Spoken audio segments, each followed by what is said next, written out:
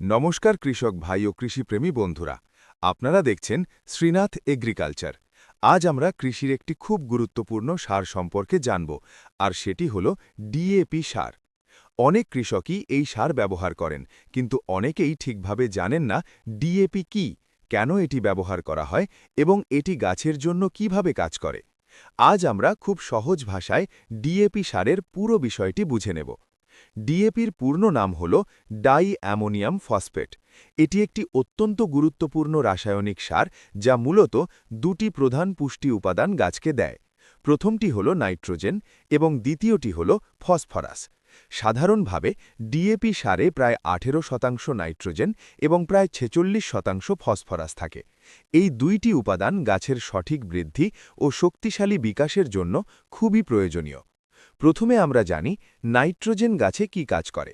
Nitrogen গাছের সবুজ অংশ তৈরি করতে সাহায্য করে।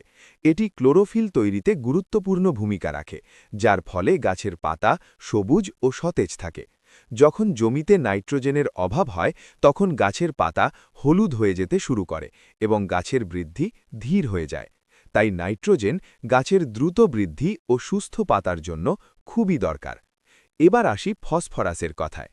ফসফরাস গাছের শিকড়কে শক্ত ও গভীর করতে সাহায্য করে। শক্ত শিকড় থাকলে গাছ মাটি থেকে সহজে পানি ও পুষ্টি গ্রহণ করতে পারে।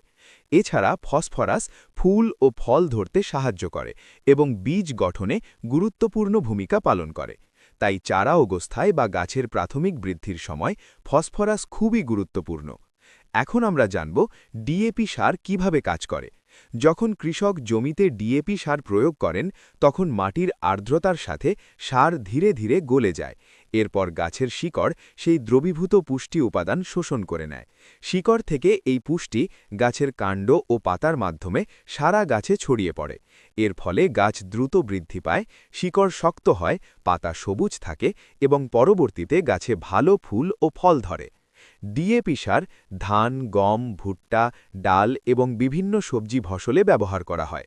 বিশেষ করে বীজ বপনের সময় বা গাছের শুরুর অবস্থায় এই সার ব্যবহার করলে গাছ দ্রুত শক্ত হয়ে ওঠে। অনেক কৃষক এটিকে স্টার্টার সারও বলেন, কারণ এটি গাছের শুরুতে শক্তিশালী বৃদ্ধি নিশ্চিত করতে সাহায্য করে। তবে একটি বিষয় সবসময় মনে রাখা জরুরি: সঠিক মাত্রায় ডিএপি সার ব্যবহার করা খুবই গুরুত্বপূর্ণ। অতিরিক্ত সার ব্যবহার করলে মাটির পুষ্টির ভারসাম্য নষ্ট হতে পারে এবং গাছেরও ক্ষতি হতে পারে। তাই জমির ধরন ও ফসলের প্রয়োজন অনুযায়ী সারের পরিমাণ নির্ধারণ করা উচিত। সংক্ষেপে বলা যায়, ডিএপি সার গাছকে নাইট্রোজেন ও ফসফরাস নামের দুটি গুরুত্বপূর্ণ পুষ্টি উপাদান সরবরাহ করে।